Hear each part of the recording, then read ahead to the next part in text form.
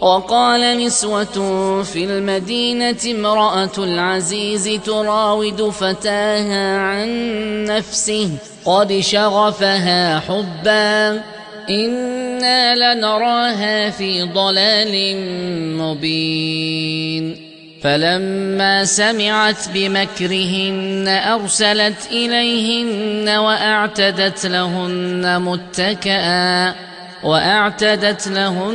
متكئا وآتت كل واحدة منهن سكينا وقالت اخرج عليهن. فلما رأينه أكبرنه وقطعن أيديهن وقلن حاش لله ما هذا بشرا إن هذا إلا ملك كريم. قالت فذلكن الذي لمتنني فيه ولقد راودته عن نفسه فاستعصم ولئن لم يفعل ما آمره ليسجنن وليكون من الصاغرين. قال رب السجن أحب إلي مما يدعونني إليه وإلا تصرف عني كيدهن أصب إليهن وأكن من الجاهلين. فاستجاب له ربه فصرف عنه كيدهن إنه هو السميع العليم. ثم بدا لهم من بعد ما رأوا الآيات ليسجننه حتى حين. ودخل معه السجن فتيان قال أحدهما إني أراني أعصر خمرا وقال الآخر إني أراني أحمل فوق رأسي خبزا تأكل الطير منه نبئنا بتأويله إنا نراك من المحسنين.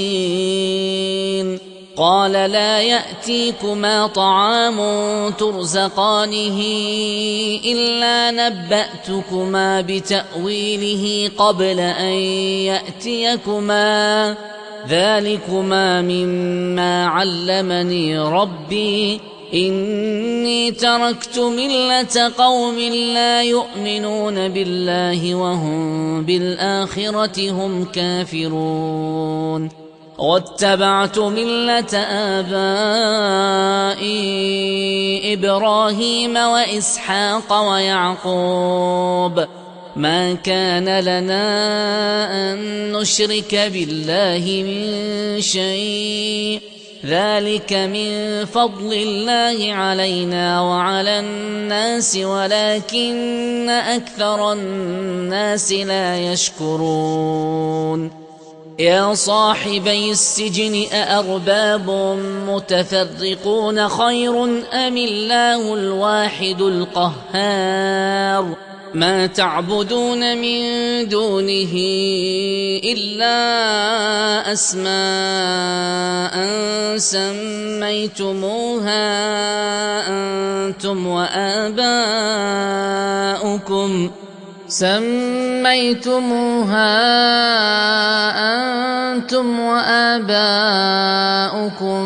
ما أنزل الله بها من سلطان إن الحكم إلا لله أمر ألا تعبدوا إلا إياه ذلك الدين القيم ولكن أكثر الناس لا يعلمون. يا صاحبي السجن أما أحدكما فيسقي ربه خمرا وأما الآخر فيصلب فتأكل الطير من رأسه قضي الأمر الذي فيه تستفتيان وقال للذي ظن أنه ناج منهم اذكرني عند ربك فأنساه الشيطان ذكر ربه فلبث في السجن بضع سنين. وقال الملك إني أرى 7 بقرات سمان يأكلهن 7 عجاف وسبع سنبلات خضر وأخر يابسات. يا أيها الملأ أفتوني في رؤياي إن كنتم للرؤيا تعبرون. قالوا أضغاث أحلام وما نحن بتأويل الأحلام بعالمين. وقال الذي نجا منهما وادكر بعد أمة أنا أنبئكم بتأويله فأرسلون. يوسف أيها الصديق أفتنا في 7 بقرات سمان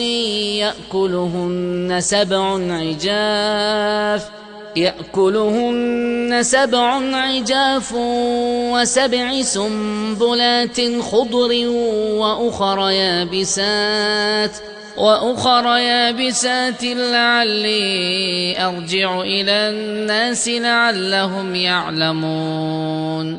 قال تزرعون 7 سنين دأبا فما حصدتم فذروه في سنبله إلا قليلا مما تأكلون.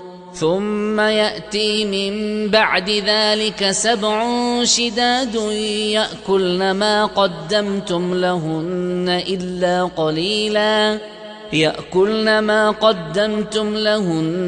إلا قليلا مما تحصنون. ثم يأتي من بعد ذلك عام فيه يغاث الناس وفيه يعصرون.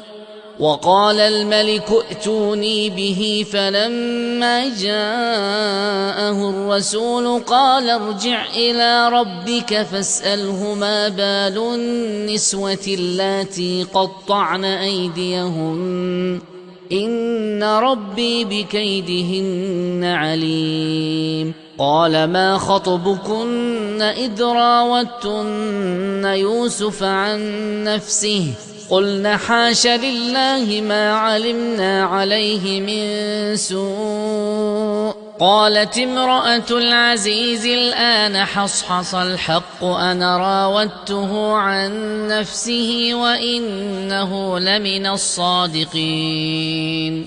ذلك ليعلم أني لم أخنه بالغيب وأن الله لا يهدي كيد الخائنين.